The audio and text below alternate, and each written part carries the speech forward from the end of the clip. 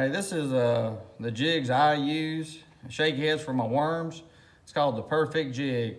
It's at rumblefishingjigs.com. I'm not getting paid to say this or nothing. It's what I use. It's my personal preference. It's what I catch most of my fish using. And I also use Zoom plastic worms. I just use the basic ones. I use green pumpkin, but I always dip its tail in chartreuse. All right, now here's how I tie up my shaky heads. It's the way I was always taught to do it, and after years of practice right here, it's just what I always use. I've never had no problems with the knot slipping. It's always either my line broke or something else. It's one less thing that can go wrong. Take your line, double it over, just like so. You can't see it right there. Take it, feed it through the eye of the hook. This sometimes is a little bit complicated. Take it, when you got it on there, it should look like this. You got two lines coming out each side, one side with a loop.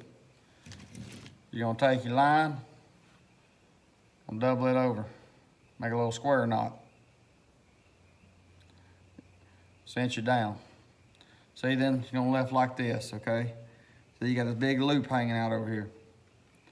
Put the hook through the loop. When you hook it up onto a crankbait, and sometimes this is kind of the harder part because it gets hung on the hooks and stuff. Once you get it through, you got it like that. Take the line that's coming out of your pole or wherever it may be coming from, pull it down. Like so. Give it a nice good pull. That knot right there, boys, will never pull loose. Not pretty. It's not the prettiest knot in the world, but it's effective. Now I got my knot all tied up on my shaky head. Got it nice and tight and it looks pretty right there with that knot. Now I take my worm. I take my Zoom green pumpkin magnum worm. Pull her out of the package right there. These worms, when they come out of the package, if you look right there, they're not flat on the top, they're kind of rounded. I like my worm to be flat on that screw in part on the head.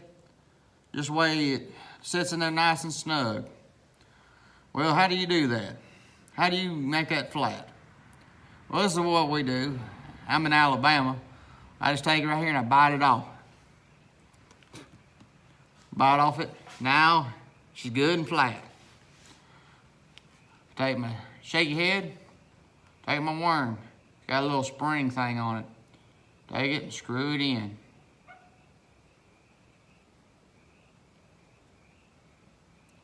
Screw it all the way around till it gets in there nice and tight. All right, these worms, they got a flat spot on the back.